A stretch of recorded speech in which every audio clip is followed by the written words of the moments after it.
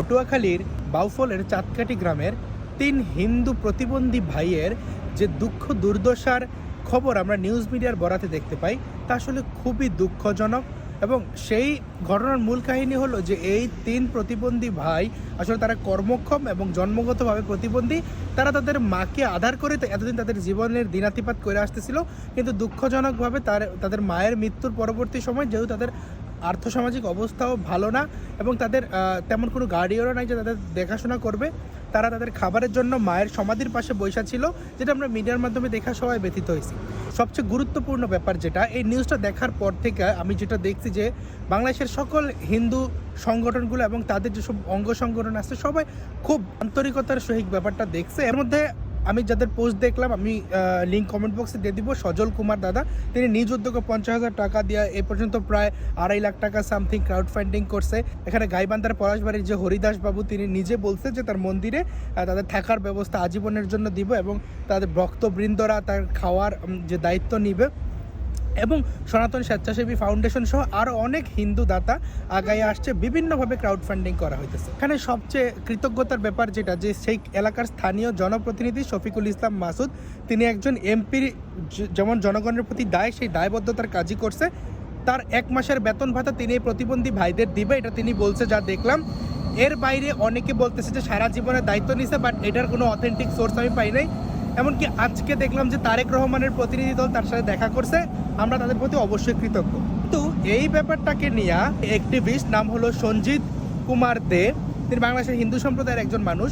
হয়তোবা তিনি বাংলাদেশের হিন্দু সম্প্রদায়েরও ভালো চায়, হয়তো তিনি একভাবে চায়, আমরা আরেকভাবে চাই, সেটা মতাদর্শগত তফাৎ থাকতে পারে। এখানে তার কিছু কথায় আমার খুব গুরুতর দ্বিমত আছে। তিনি বলতেছে যে হিন্দুরা সবসময় হিন্দুদের নির্যাতন নিয়ে কথা বলে, কিন্তু তাদের পাশে দাঁড়ায় নাই কেউ। আপনি কি জানেন এ পর্যন্ত কত হিন্দু তাদেরকে রিচ করার চেষ্টা করছে?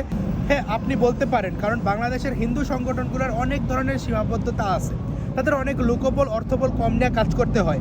পূর্বে ছিল না যে একটা সহযোগিতার একটা বন্ধন, কিন্তু বর্তমানে যে জিনিসটা তৈরি হইতেছে, এত কম সময়ের মাধ্যমে যে হিন্দুরা রিচ করার চেষ্টা করছে, তাদের মধ্যে ভ্রাতৃত্ববোধ জাগ্রত হয়েছে, এই জিনিসটাকে আপনি অ্যাপ্রিসিয়েট করবেন না? কিন্তু আপনি জাস্ট একটা সম্প্রদায়ের চাটুকারিতা করার জন্য হিন্দুদের এই যে মহতি উদ্যোগ, এটাকে আপনি ছোট করলেন।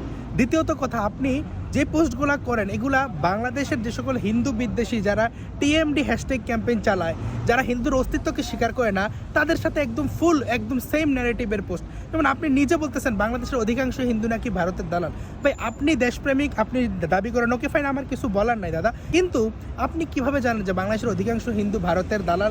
সে কি তার অধিকারের কথা বলবে না? তার জায়গা জমি দখল করাতেছে সে বলবে না? তার উপর আক্রমণ হইতেছে, তাকে ধর্ম অবমাননার অভিযোগে ফাঁসিতেছে, এগুলো কি বললেই সে ভারতের দালাল? তারা কি আপনার কাছে স্ট্যাম্পে সাইন দিয়েছে যে আমরা ভারতের প্রতি আনুগত্য স্বীকার করছি? দেখেন, হয়তো আপনিও হিন্দুদের ভালো চান, এই জন্য আপনি অ্যাক্টিভিজম করেন, কিন্তু আপনি চিন্তা করেন, এই যে কয়েকদিন আগে টিএমডি হ্যাশট্যাগ, টোটাল মালাউন ডেথের হ্যাশট্যাগ গেল, একটা সম্প্রদায়কে গণহত্যা করার মতো হ্যাশট্যাগ, যারা বাংলাদেশের অনেক মুসলিম সম্প্রদায়ের মানুষজন এটাকে ওন করছে, সেই ব্যাপারটা নিয়ে আপনার লেখা কোথায়? যেখানে মুসলিম মেয়ের সাথে প্রেম আছে সন্দেহে হৃদয় বিলাসকে পিটায় মাইরা ফেললো, সেটা নিয়ে দাদা আপনার লেখা কোথায়? ঠিক আছে, আপনি সম্প্রীতির কথা বলেন, কিন্তু এটা কেমন সম্প্রীতি যে আপনাকে জাতিগতভাবে যখন আপনার অস্তিত্বকে অস্বীকার করা হবে, তখন আপনি আরেকটা সম্প্রদায়ের চাটুকারিতা করতে হবে, দালালি করতে হবে?